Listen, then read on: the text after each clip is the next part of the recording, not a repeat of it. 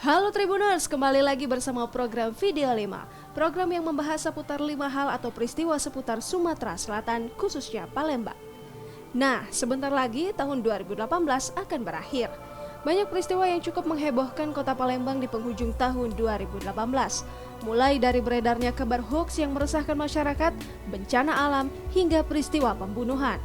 Berikut ini kami merangkumnya dalam 5 peristiwa yang menggemparkan Palembang di penghujung tahun 2018 versi Video 5. Satu keluarga tewas tertembak.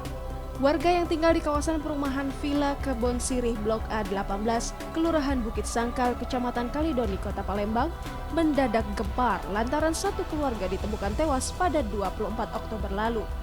Satu keluarga yang tewas itu yakni Franciscus Saverius Ong, Margaret Lentin Liana, serta kedua anaknya Rafael Franciscus dan Kathleen Franciscus. Setelah dilakukan penyelidikan, polisi memastikan bahwa kematian satu keluarga tersebut pelakunya adalah Franciscus Ong, yang tak lain merupakan kepala keluarga itu sendiri. Hal itu dibuktikan dengan adanya gunshot residu di tangan Ong. Selain memang saat ditemukan tewas, posisi jenazah Ong terbaring sambil memegang senjata api. Menurut polisi, dugaan penyebab Ong melakukan perbuatannya itu lantaran depresi karena mengalami permasalahan keluarga dan terlilit utang berbisnis.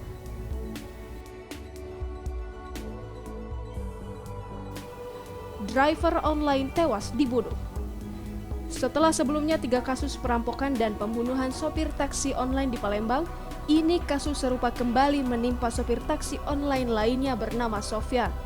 Sofyan hilang setelah mendapat order penumpang pada 29 Oktober lalu. Dari laporan tersebut, polisi mencari tahu keberadaan korban. Polisi mulai menemukan titik terang atas kasus sopir GrabCar yang hilang secara misterius itu. Polisi menangkap RD, salah satu warga Musirawas Utara yang ikut menjadi pelakunya. Dia ditangkap tim Subdit Jatantras Polda Sumatera Selatan setelah dilakukan pencarian, ditemukan lokasi mayat korban dibuang. Tapi saat itu korban sudah jadi tulang belulang di semak belukar kebun sawit di Muratara, Sumatera Selatan. Kapolda Sumsel Irjen Pol Zulkarnain Adinegara pun mengultimatum para pelaku yang belum tertangkap.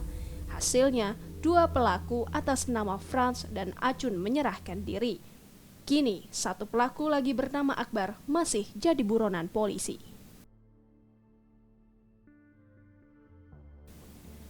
Pencuri handphone yang dikira penculik anak. Isu penculikan yang menyebar di masyarakat Kelurahan Talang Jambe, Kecamatan Sukarame, Palembang pada 31 Oktober lalu ternyata hanyalah hoax. Foto dan video yang tersebar memperlihatkan seorang laki-laki tertangkap ketika akan melakukan penculikan juga hoax. Hasil penyelidikan pihak kepolisian, seorang laki-laki yang ditangkap warga itu merupakan pencuri yang tertangkap tangan saat masuk ke rumah salah seorang warga untuk mencuri ponsel. Saat diperiksa, ponsel milik warga ditemukan di tangan pelaku. Karena warga kesal, membuat pelaku sempat menjadi bulan-bulanan warga. Pelaku babak belur, dihajar warga yang kesal dengan tindakan pelaku.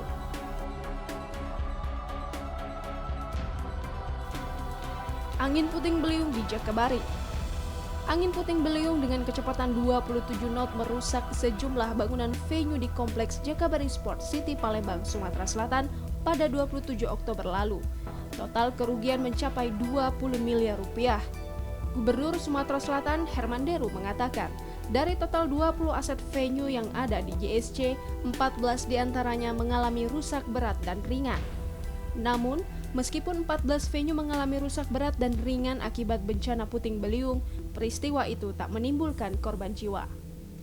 Herman Deru menjelaskan dari total 14 venue yang rusak tersebut ada yang masih dalam tanggungan asuransi.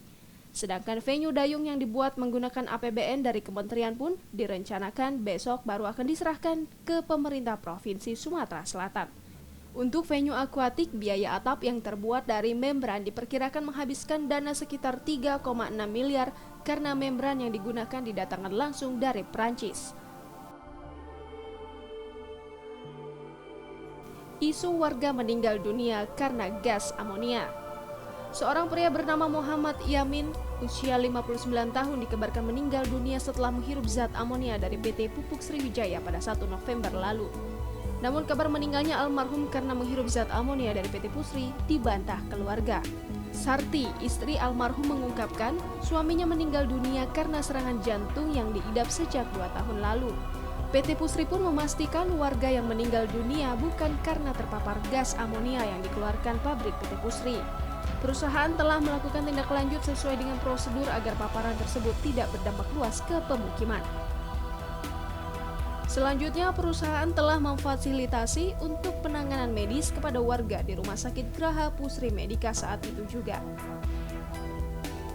Nah, Tribuners, itulah 5 peristiwa menghebohkan Palembang di penghujung tahun 2018 versi Video 5. Terus saksikan program Video 5 setiap hari Minggu di channel YouTube Tribun Sumsel. Jangan lupa like dan subscribe ya. Terima kasih, sampai jumpa.